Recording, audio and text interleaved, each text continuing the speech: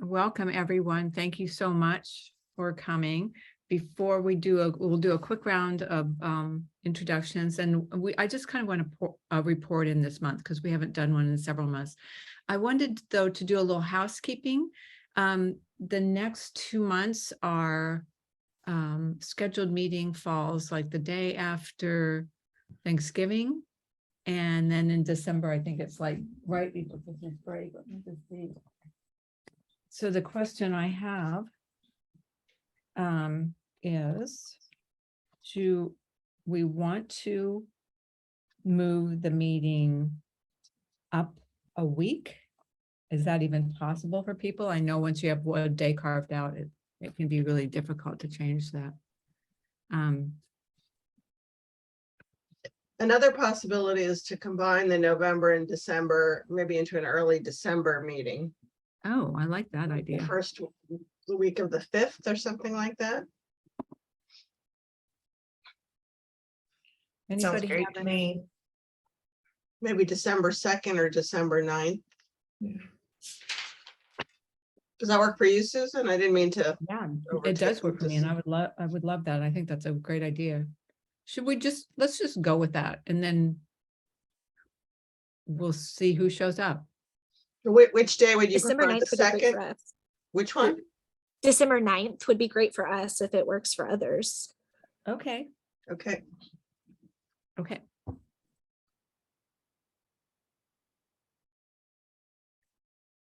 Yes, I'd be very sad not to connect with all you for over the holidays, so. Okay. Not all of this group was on the call last month, so I wanted to kind of go over what we talked about, but let's just go around because you've all been here one time or another, but it's a bit of a new group. So let's just say hello to one another before we start with that. I'm Susan Summers. I'm work with Arch, and I've been facilitating this group for like 4 years. And it's a group that's really grown and strengthened in their work. And I absolutely love these meetings because I come out of them a lot smarter. So welcome to the group. We're here to work in real time on sustainability issues, and you'll find a lot of support during these meetings for your work, and also outside of the meetings, people tend to connect and learn from one another, and that's one of our goals. So we love that. So unmute and say hello. No specific order, just hop in. I'm Tracy Sinowitz from Alabama Lifespan Respite. This is one of our early and esteemed members. Thanks, Tracy. I'm Melissa Price with South Carolina Respite Coalition, and I wanted to go ahead and introduce Jenny Andrews. She's on, and she is our new manager with Department on Aging. Oh, fantastic. Hi, it's nice to meet y'all. I really appreciate being able to join y'all, especially as I'm learning kind of how everything works. So I'm sure I'll be reaching out to a lot of y'all at some point, but I really appreciate it. Oh, you're I'm so so welcome. glad you're here, Jenny. That's wonderful. Thank you. So Jenny, one of the things that we've learned through this group is that the strongest states tend to work as teams and often attend these meetings as teams. So when we have more than one person from a state, I'm like, that's such a good sign of your willingness and commitment to work together. So we're really glad you're here. Thanks. I'm Talina Ford. I'm the program supervisor with Oklahoma Human Services. And another state that does a great job with teamwork. So we're glad you're here, and we love your glasses, or at least I do. You're looking really good this morning. You're great. Thank you. I'm Jennifer Hill. I work with Talina at Oklahoma Human Services on the Lifespan Respite Grant Program. Hi, Jennifer. Welcome. Thank you. And who have we missed? Jennifer, Melissa, Tracy, Talina. There, I think we've got it. Oh, Now, Ashley, how about you want to introduce yourself? I'm Ashley Martin with Nevada's Respite. I'm Nevada's Respite Intern Coordinator. Hi, Ashley. I didn't see you on my screen. I needed to flip back. Okay, welcome. So glad you're here. Yasmin is here too. Yes, and Yasmin. Hi, everyone. I'm Yasmin, and I'm with Nevada Lifespan Respite Program. Me and Ashley work together on our Lifespan Respite grants. We are currently handling 2, with one starting already as well. And then we also have a couple other activities that we do, but yeah, really excited to be here. Yeah, we're really glad to have you here. Thanks so much. So let me just tell you, for those who are new or haven't done this often, this group typically goes around and does a report in. It's similar to what we do at the grantee meetings. It's a bring, brag, and borrow. So you bring something that you're working on, and you can brag about it, but you can also just say, you know, I'm challenged by this, and the group will support you in addressing those challenges based on their own experience, and they'll help you within the meeting and also outside of the meeting. And the focus is on sustainability, but we've really broken that down. The original intention of the group was to do sustainability planning in real time. And this is something that ARCH has urged states to do, or urged, I don't know if that's the right word, but encouraged and supported them in doing. And New York State, during the last few years, has actually engaged in the planning, hired a facilitator from university, and has developed a plan. They're the only state that's actually gone through that whole process and has a working plan. And it's really paid off for them. They're really seeing a lot of new work and new money based on that planning work. So we would love to see more states do that. States are at different phases of development, and personnel are at different stages of development. So if you're not in the position where you can hop in and do a whole statewide plan, that's not a problem in this group, because a lot of what we talk about is like kind of getting your ducks in a row so you're even able to do that kind of planning. We also talk about repairing things that once worked well in a state and aren't working so well before. So last month, based on all the work that this group has done over the last 4 years, and we had original grantees that did sustainability planning, and I did an evaluation with them and learned a lot from them. So we've taken those lessons learned, and as a group, we're building this knowledge framework because there's so much experience and wisdom in this group that we'd like to share with the larger grantee network. So we talked about, like, what is it that really goes into sustainability planning? So you have the plan itself, and it originally, I think we all thought that's sort of the be all and end all. And then we started recognizing all the pieces that had to be in place. Like, you had to have strong and stable leadership. It was really important to work to do teamwork, both within your organization and outside of your organization. Statewide coalitions or a similar body turn out to be really, really important in the planning. So like strong stakeholder buy-in. And then the plan itself, like, people are always focused on diversified funding, but there are other parts of the plan that are really important, like education and advocacy. One of the things that we talked about last week, and Oklahoma brought this up, was the need for, the wish for a line item in a state budget, a line item for respite, and how you get to that point when you're in a state position that's not allowed to advocate. So we really get into some important and kind of nuanced things in this group. So last week during our discussion, let's see what Jill, you can pop in too, Jill. I love it when you, okay, oh shoot, Jill just put a link in the chat box about how to get to the information that I'm talking about. And also there are recordings of calls. And last month's call, I re-listened to it yesterday. It's really worth a listen. It's kind of a master class in what people have learned and what they're thinking about in terms of sustainability.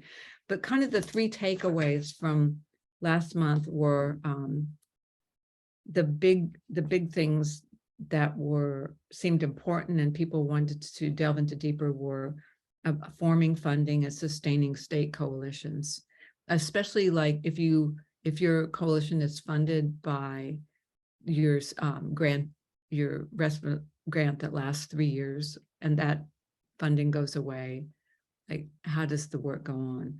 So we talked about that last week. And then in the planning process itself, one of the things that stood out as really important was a self-assessment. And originally we worked from something called the Sustainability Planning Workbook, and it's a toolkit, and there's a self-assessment in it. And that, from New York's perspective, was one of the most important things that they did, because it helped people recognize all the different ideas about sustainability and different priorities, and it helped them negotiate and reconcile differences in point of view, so they were all kind of on the same page. But one of the things Nadine talked about from Oklahoma talked about last week was like how the toolkit itself was kind of too much to take on. And so she mentioned the possibility of like kind of going through and seeing which parts were important and workable. And I did that yesterday. I spent a lot of time going back to the toolkit. So I think as a group, that's something we want to revisit down the line, not this morning. I'm just kind of putting it out there as something that's important, but very difficult to accomplish. And so how we might do that, how practically states might do that, seeing it's an essential part of planning, just kind of knowing where everyone is. And then the third thing that we talked about, and Nadine brought this up and Althea brought this up, Oklahoma has a number of agencies. I think in their strategic planning, they have like 14 organizations involved at high levels.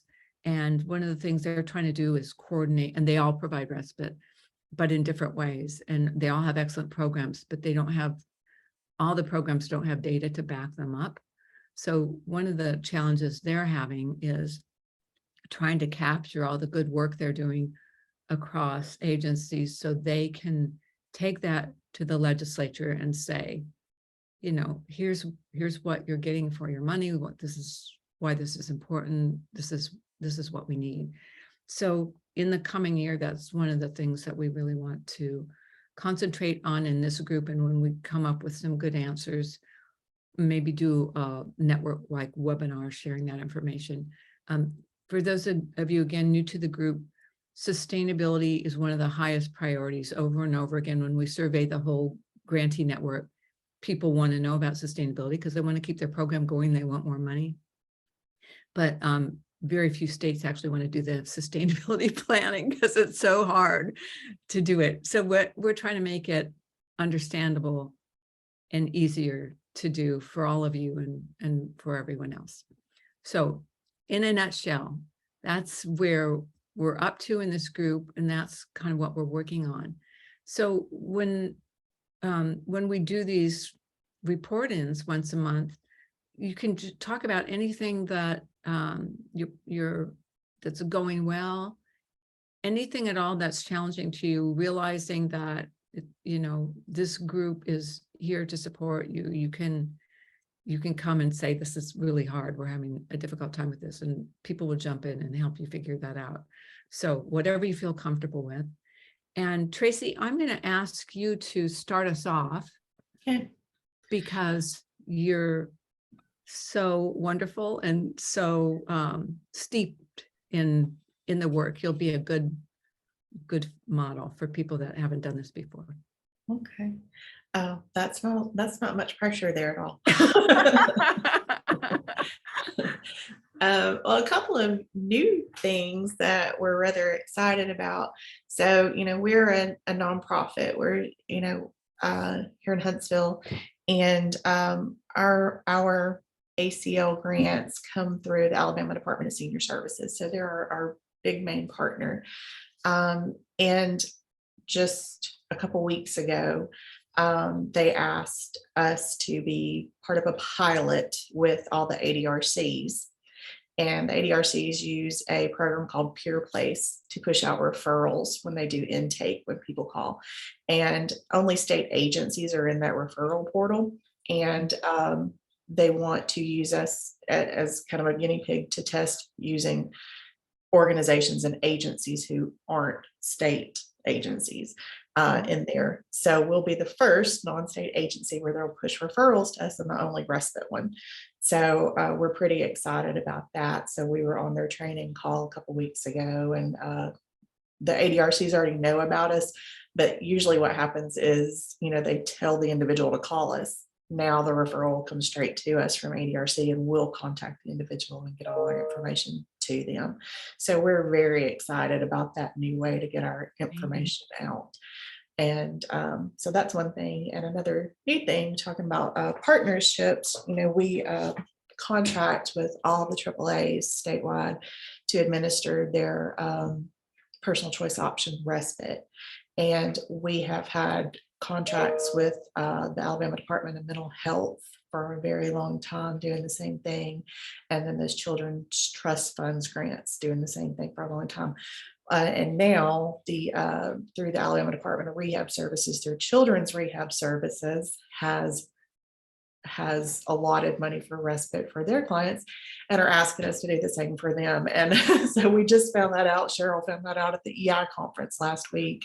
The commissioner came to her and said, guess what? You're getting a contract from us. So we're very excited about that. So those are things that we consider sustainability.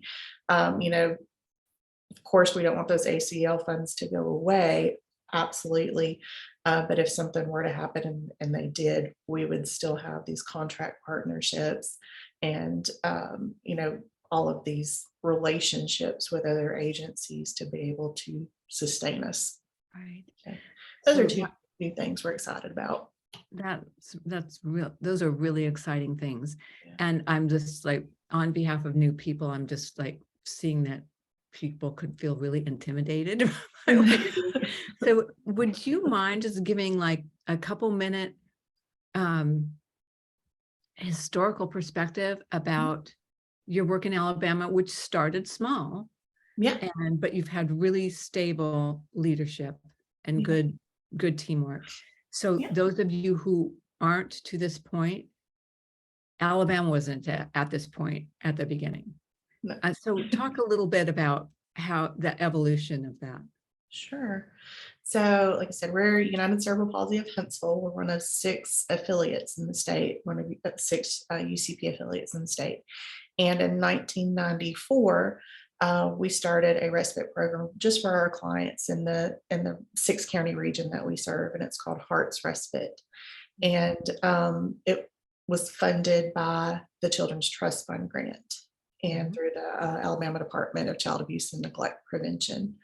So it was very successful. And from that success, in the year 2000, we were able to start Alabama Lifespan Respite, mainly just then as a resource, just to help get some information out.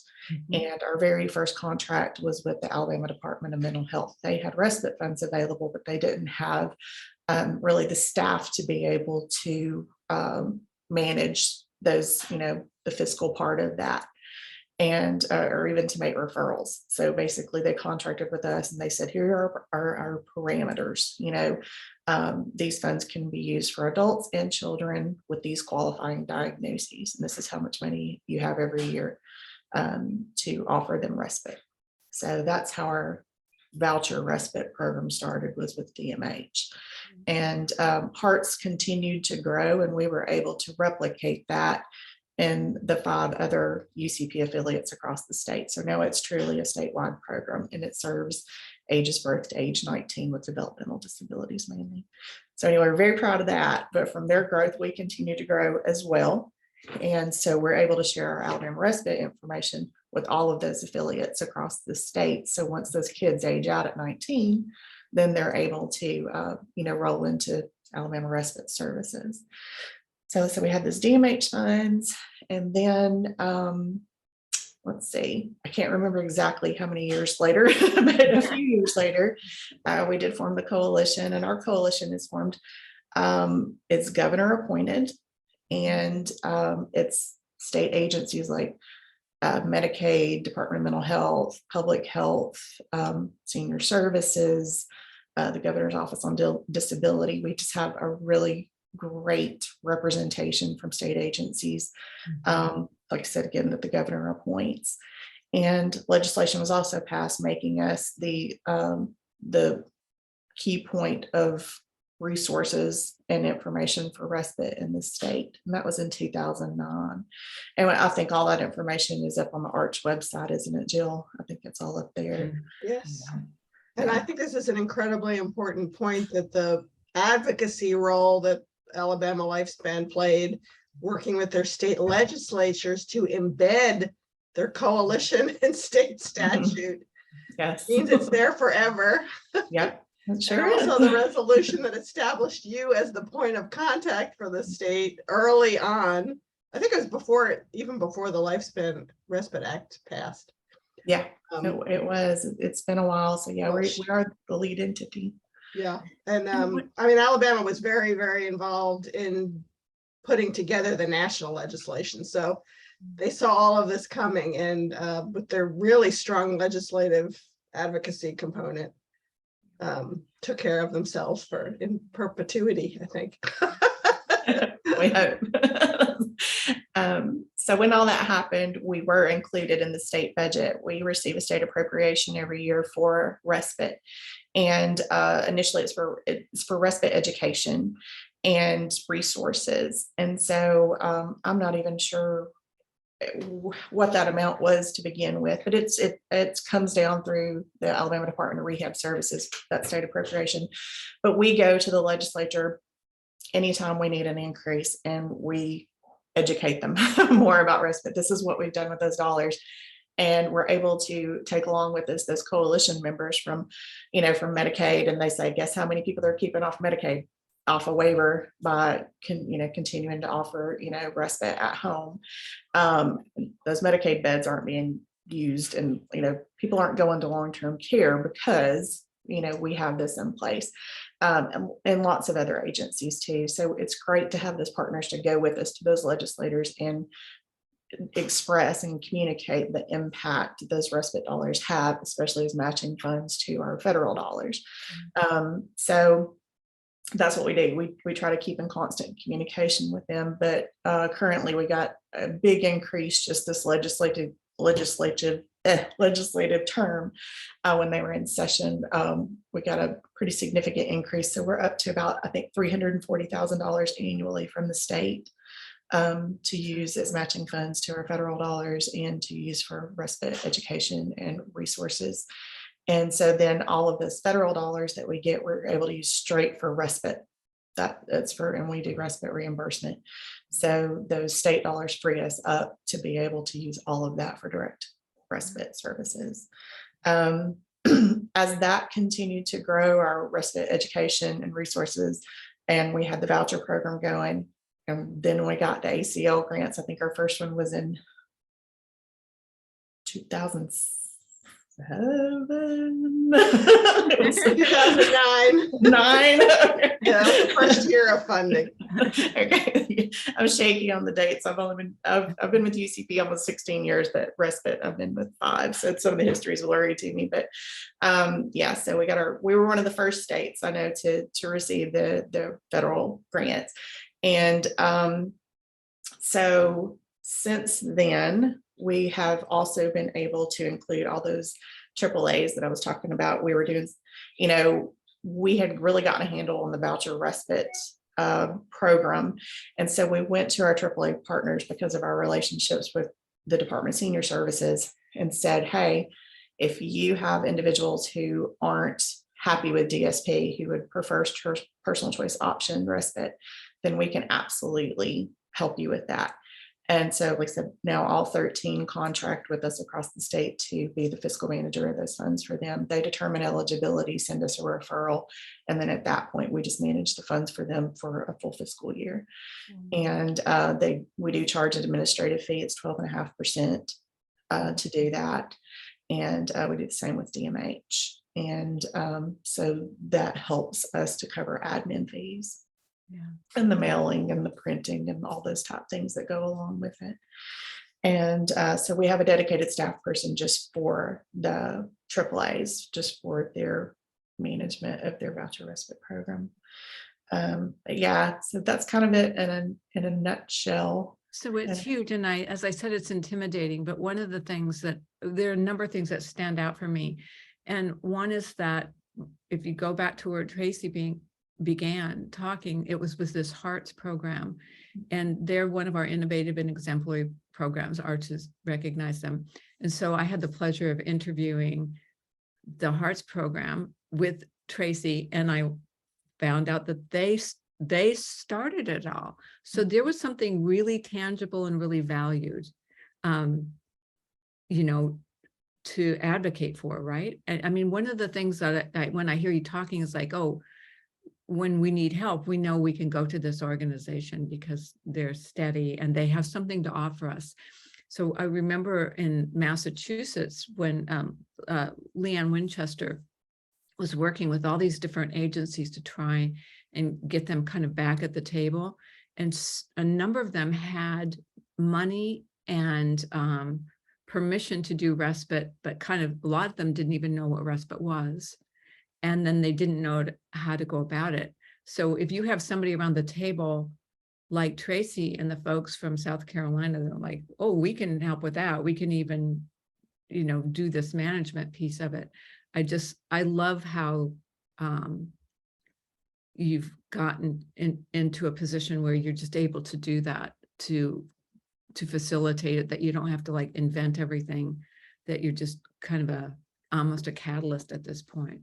But again, to look at the years though, they didn't do this the first year or first 3 years, or, you know, this is an evolution, but the steady leadership and we talked also about this yesterday. I just had read a study about retention in the workplace. And one of the most important thing for retention in the workplace is to have friends at work. That's the most important thing. And just going back to the national conference, when Alabama did the national conference, the camaraderie and the friendship among the group of people doing respite in Alabama, I was sort of blown away by that. It was so warm and so friendly. And so when we see you come as team members, it's like, it's not just, you know, a fuzzy concept. It's a really important thing. This work's too hard to do if you aren't happy doing it. You don't have friends to help you. It's just, you know, so anyway, that's my 2 cents about that. So that was a big report in. You don't have to report in like, like Alabama does. You don't have to be at that point. So I'm going to call on Melissa, because Melissa's comfortable talking, and she's in a really different position because she's joined a team that's been around for a while, that's going through some transitions. That's when I was prepping for this meeting and thinking about sustainability and thinking about how retention and changeover and all of that can hurt sustainability. Something that is a relief is thinking about, because we had Josh as our program manager with Department of Aging, and now we have Jenny, and thankfully Jenny is someone who is familiar. She's been with AAA and she has been a friendly partner with us. I've had meetings with her in her other role, and I'm excited for the camaraderie and movement forward on just kind of navigating all of this together. So I think that's a really big piece that can be helpful for us with moving forward, is that we are wanting to just build that camaraderie and team mentality with Department of Aging. So I'm excited Jenny's here. And I think Jennifer she predates me, but when she came on, I think it was also moving even more in this positive direction. And so I see a lot of good happening. Of course, with movement, it can hurt, and it's hard for Nicholas to go now too. But I'm really hopeful that we can just take it and move it as far into the positive teamwork mentality direction as we can, because we're in this together and we're the ones who can get this done. And so the better we work together, the more we can accomplish. We also are still, because with the changes, it was like, oh, we were hoping to have our Respite Awareness Day in February and just had a board meeting where we are still moving forward with that, because that is an important piece to sustainability. We had thought about, like, do we move it? Do we, what do we do? And we just kind of, I was like, we might as well try to just keep it there and just try to go all in. And so anyway, so we're just still going to try to make the most of that. I think, especially when there's new team members, use the excitement of new, and let's try to accomplish that. And so anyway, so I'm hopeful to be able to just really invest in that, as well as our other things that we always have going on with vouchers and outreach and things like that. I've really been a big part of the job that I enjoy is making those connections and meeting everybody in the state. And so I've been busy with that. And so that is something that I, luckily, since I do enjoy it, it's life-giving to me, because I think it's that friends aspect. We like to know people, we like to talk. And so it's been, I traveled, I'm in the Midlands of South Carolina, but traveled to the Low Country recently, which was my first time to kind of get to see some of them in person.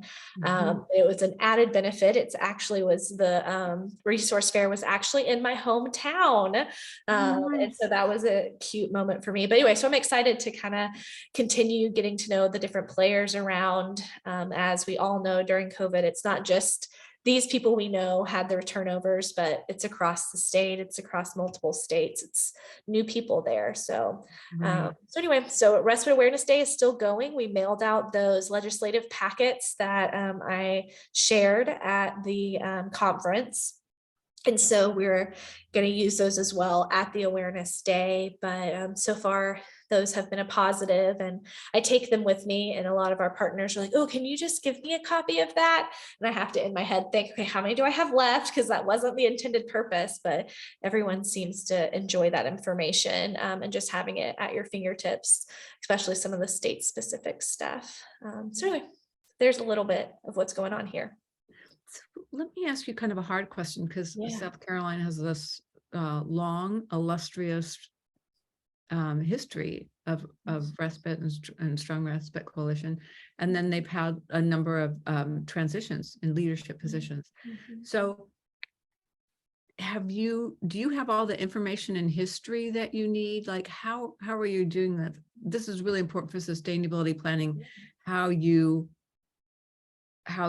succession planning, we call it, like how you pass along history information, how you try and foster relationships, before you leave.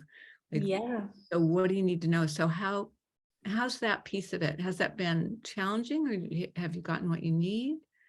I think that that's not been a huge struggle. We do still have Kathy in place as the head of the board, who is a wealth of knowledge, knows all the things about where we are and where we stand in the history. And they also have on our network, we have all the files that I like to peruse frequently. So I can go back to other Respite Awareness Days and pull up the old proclamation, see who the invitation list was. And I think Nicholas went in there and tried to organize that a lot for me, as he knew his time was coming to an end. So I think that was appreciated, that he went in and organized the stuff that even predates him. And so that way I could go in and find it quicker. He's also just been spending a lot of time with trying to prep me in what he does. And so I do think their record keeping has been a benefit for me. And then of course, Arch is also very helpful. When I scrounge our network of documents, I'm also scrounging the website of Arch and all of their tools. Again, I can't say enough about how even just going to the conference was helpful with that, even though that may not be South Carolina specific. It was so helpful to get, like, all of y'all know more about South Carolina's history than I did when I first started. So y'all are a wealth of knowledge to me as well. So I do think there have been some good things that have been helpful in kind of getting a picture, even of course I can still keep learning more. No, but that's huge because we've had states that had leadership changes and literally the last leader had everything on their personal computer. And we've had people come in and kind of just be completely overwhelmed by and have nobody to go to, like no one in the state. So that's something to think about in your, not just within your agencies and organizations, but like within your coalitions, that you kind of have a leadership team and can document what you're doing when you go, so that you don't leave people in the dark when. Because I can't imagine if Nicholas had not made his how-to executive director little information guide for me that's like, at the beginning of the week, I do this, and kind of walks through a month. I don't know where do you start if you don't have that? Even though, yes, there is still all the documents from the past that I love deep diving and research. So that's enjoyable to me. But without some document in place, it would be, I don't know, it would be very hard. And it helps if somebody's there to make introductions to, personal introductions. So like, here's a new person. So you don't feel like you're going into a group that's already together and friendly and formed. And then you're this like other person that doesn't know how to enter or what you're doing there. Or, I'm just extra bonus feeling. Yeah. So this is good. So I said she's hitting the road running. Trying. We're trying here. Good. So Jenny, I'm not going to put you on the spot unless you have something to say or anything that you want to add. You're good? Just for right now, this is my officially 9th day on this job. Okay. You're off. I'm really doing a lot of reading and deep diving and figuring out exactly where we are and how we go from there. So like I said, I'm sure I'll be reaching out and asking a lot of questions at some point, but right now I'm in absorption mode. Yeah. And the Arch website is really important, like historically, because you're from a state and respite program that's done so much good work, so much to be proud of. And just to give you, more of a history and know what you're part of, that can help a lot. Okay. Let's hear from Nevada. Yasmin, you want to hop in and just tell us what you're up to there? Sure. This is like my second meeting I've joined in. I know. But And it can be as short as you want if you feel like, just do what's comfortable. We do have our original Lifespan Respite Grant, which we're working on some planning and kind of like sustainability. So I'm trying to organize myself into doing our outreach and education for respite. And so I am working on our third final year to close that original Lifespan Respite Grant. And so with our pilot project that we took on from the Respite Care of Wisconsin, we've been able to, I've been talking about a little bit more on our respite programs in the state, and then also talking about our respite pilot project. So trying to get people to hear about respite, understand that it's a benefit they have, just trying to share the free training also. So it's a lot of things I try to do in one meeting. And so hopefully in the next couple months, I'll be able to get out in the community more and really meet more of those different organizations that I haven't met, those state partners. And so really looking forward to that. And then we are also working on our Lifespan Respite Enhancement Grant. And we're also doing some detailing into getting our internship program started for students.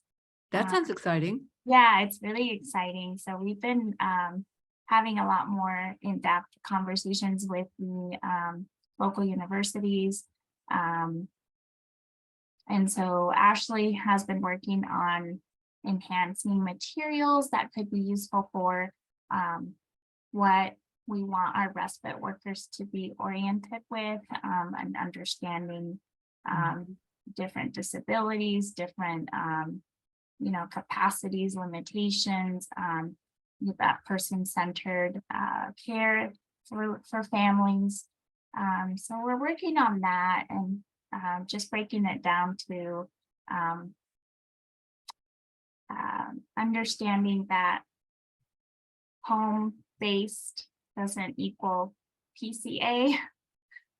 So we have to really discuss that in our talks with people. And I think that's something that we'll probably continue to do. So just that people have that clear vision of understanding, we're not trying to create a PCA or like we had in our meeting yesterday with our pilot project, is we're not trying to compete with home health or home care agencies. We really just want to create more of those supports within the community. So Ashley's doing a great job in our materials. And then hopefully, if we get more, I'll be working on the translation in Spanish of materials. So I'll be able to help create some of those educational materials to target our Latino families and reaching out to our tribal communities more as well. Yeah. And let's see, for our other lifespan respite grant for our families with dual diagnosis, or children with dual diagnosis, we are working on a steering committee for who will be helping organize and plan for those targeted objectives and making sure we're staying on track. And we really think about all the agencies that are going to help us kind of coordinate this care and getting the word of mouth on training, recruitment, education, and I forgot what the other one, advocacy for families. So So those strong are the partnership. three main. Yeah, so strong partnership building. And then your state has had a long history of trying to reach underserved populations and have done studies on that. And then this sort of workforce of supporting a competent workforce. That's great. And Nevada did, I think it was before your time, but did a summit or kind of a series of summits, sort of planning summits. Was it maybe 2 years ago? And I sat in on one of them, and it was really, really worthwhile. So, yeah, I'm just you may not know the answer to this, but I'm wondering if there's like a connection between those summits and what you're doing now, like the priorities that you have in Nevada. How have they come about? That may be something you don't know, but Yeah, I think this would be an answer maybe Cheryl with our Yeah. coalition could help us out with, but she's off today. Yeah, I was going to say that feel the state also, this is another state that has a tremendous relationship with their very, very strong Lifespan Respite Coalition. And it was the coalition, I believe, that did the summits a few years ago. But that partnership is really, I mean, Cheryl's worked in both places at the state agency, now heading up the coalition. So he's intimately knowledgeable about all the relationships. So that's a great partnership you all have there too. Yeah. So, and I didn't mean to put you on the spot about the summit, but I was just curious, like I wondered how much that informed the work now, which is because you've got so many interesting initiatives, and I'm just putting my little planning hat on and wondering about that. I'm certain it had a lot of influence on how they drafted their most recent proposals to ACO. So is your most recent grant, the third one that you have now, is that all focused on dual eligible children? Or is that just one program of your last grant? Or do you not know that either? Do you know that? I want to say it's targeted for families since that's one of our gap populations that are not Right. served. Mhm. So it's targeted to help out those families and any of the children, I guess, 22 and under that are not being provided any services Right, due to their dual diagnosis. So right. if they have an intellectual disability and then they also have mental health or behavioral health issues, yeah, that's what we're trying to figure out Yeah. how we're gonna structure that. And Nevada's been really strong again on doing pilot studies to find out who's underserved and how, how to best reach them. And you can see the continuity Mhm. again in that work, sort of stepwise Yeah. continuity. So that's really wonderful. So that's a good report. Thank you. Trying my best. Okay, so we haven't heard from Oklahoma or New York. So let's see, do we have Talina here?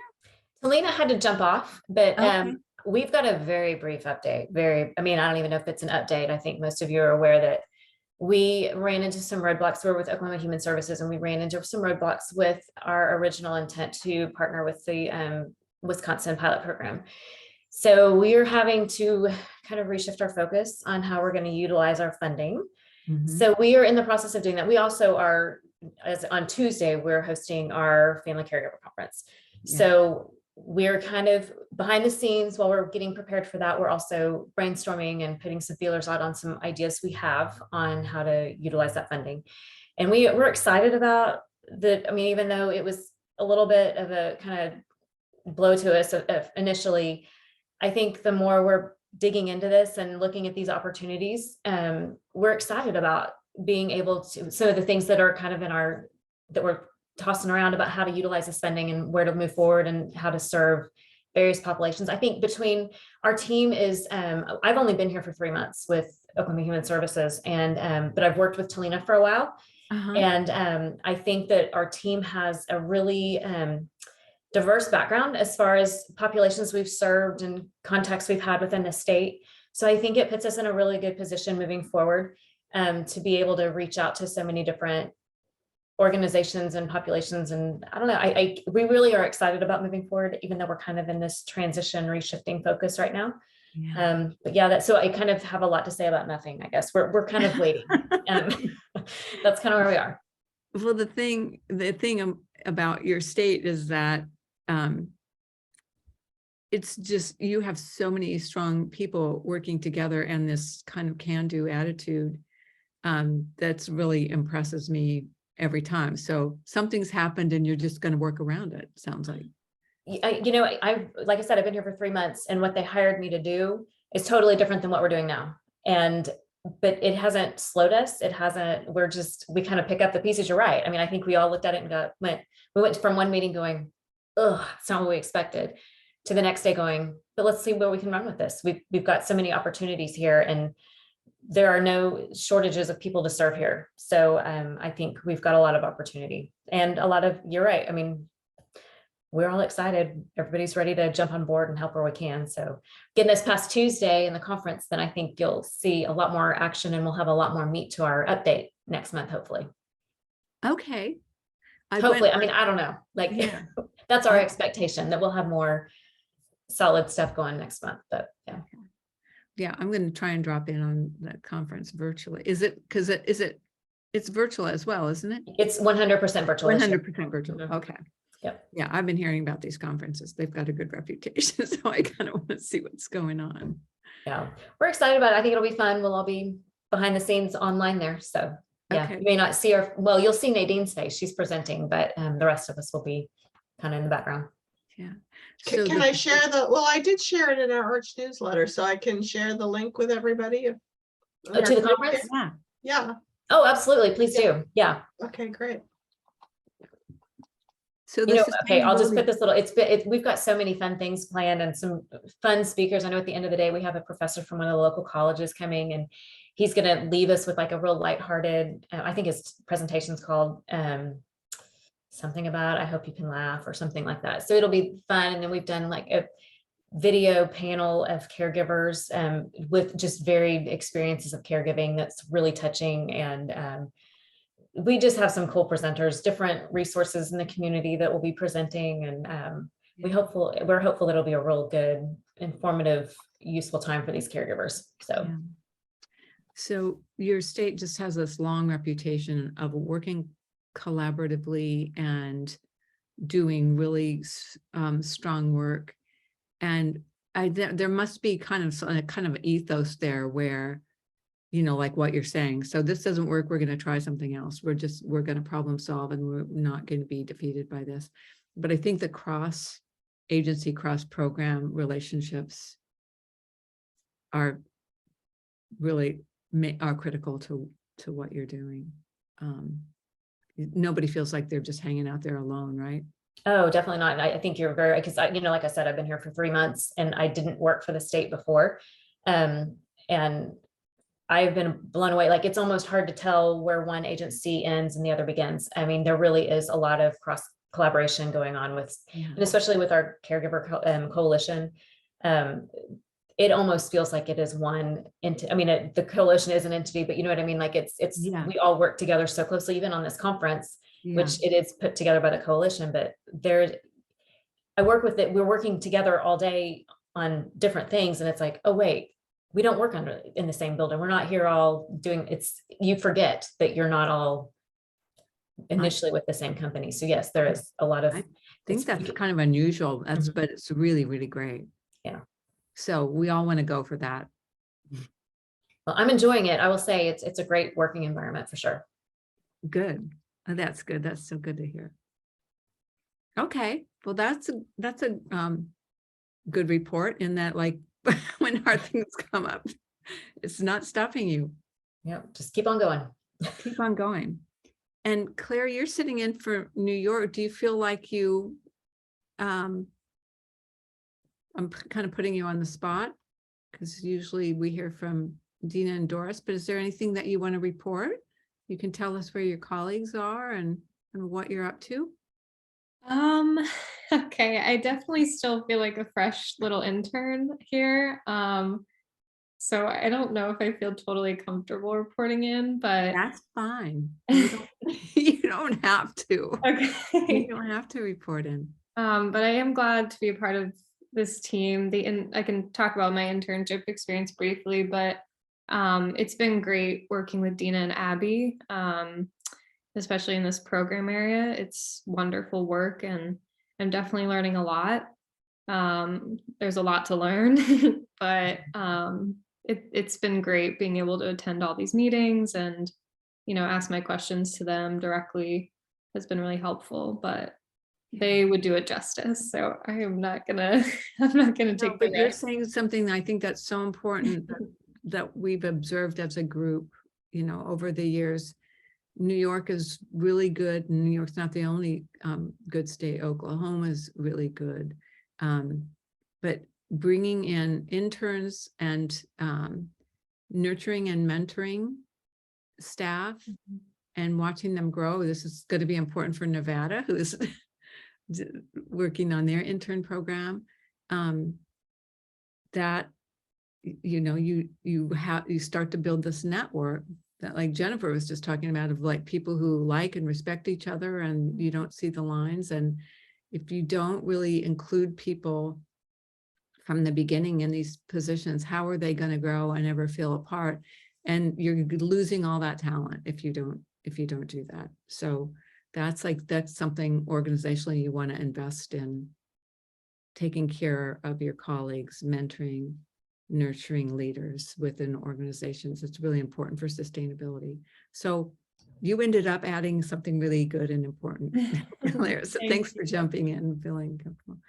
So I would like to share with everyone regarding New York, because it's tremendously exciting news, that they just received a $3 million grant from AmeriCorps seniors to start building a senior companion workforce across the state.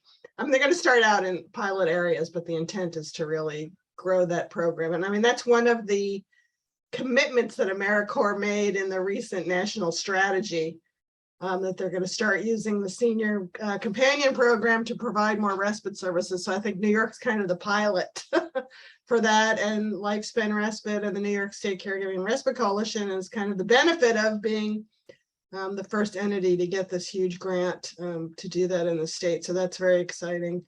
And they also received a grant from, some of you may have attended this session at the conference if you were there, a project called Exhale that's being funded by 2 foundations in New York State and Michigan to fund respite innovations.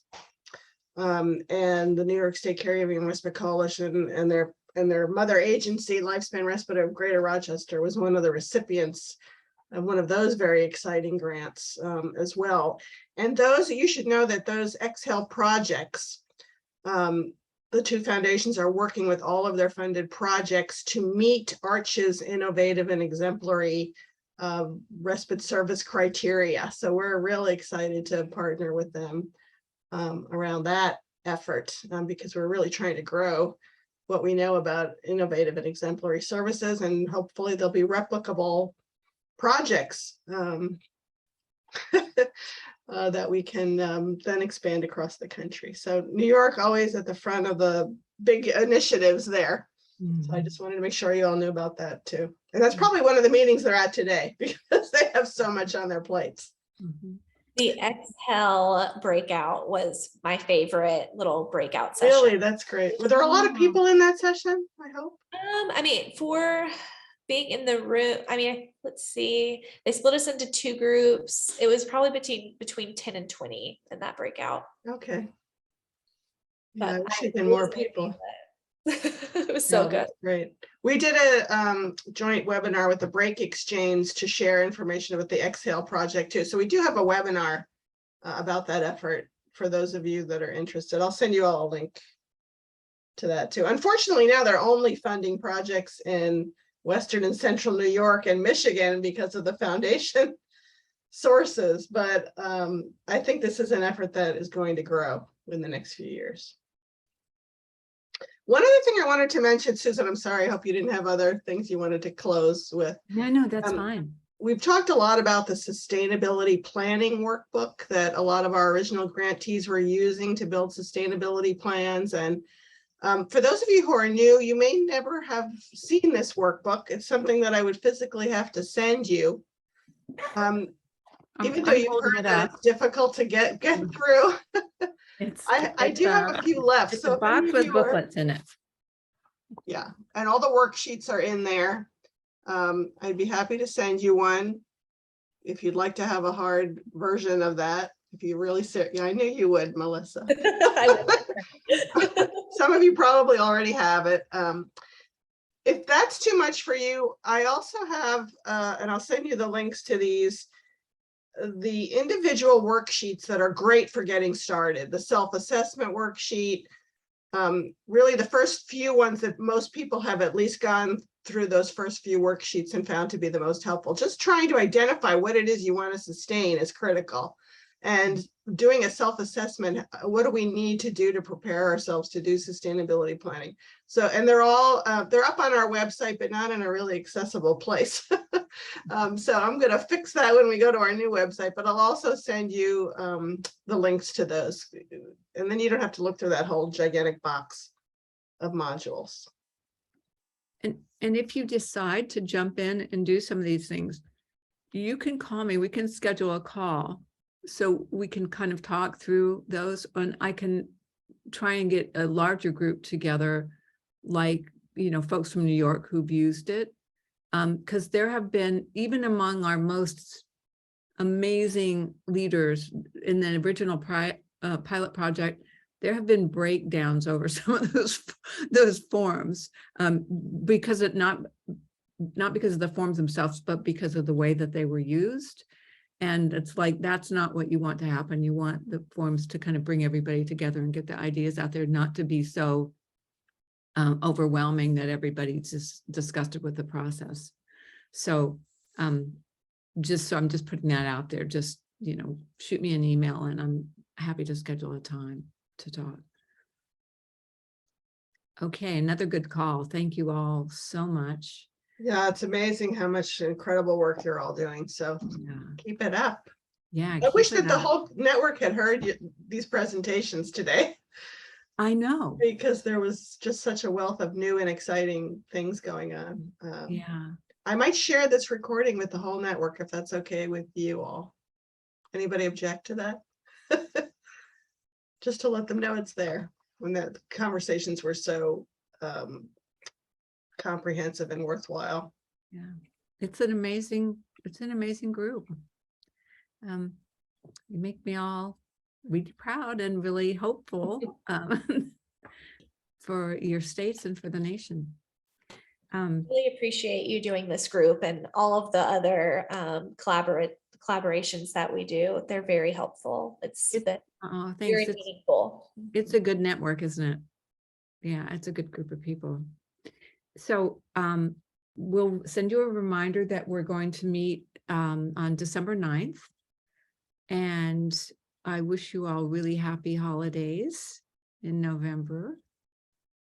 And Happy Halloween. oh yeah, we have Halloween. It's pouring here, so it's like, okay, well, and then I heard on the news this morning that 50% of people aren't giving candy out because they think it's too expensive. So going to be a lot of people with their front porch lights out, hiding when the kids come. What So times we're sad. in. Wow.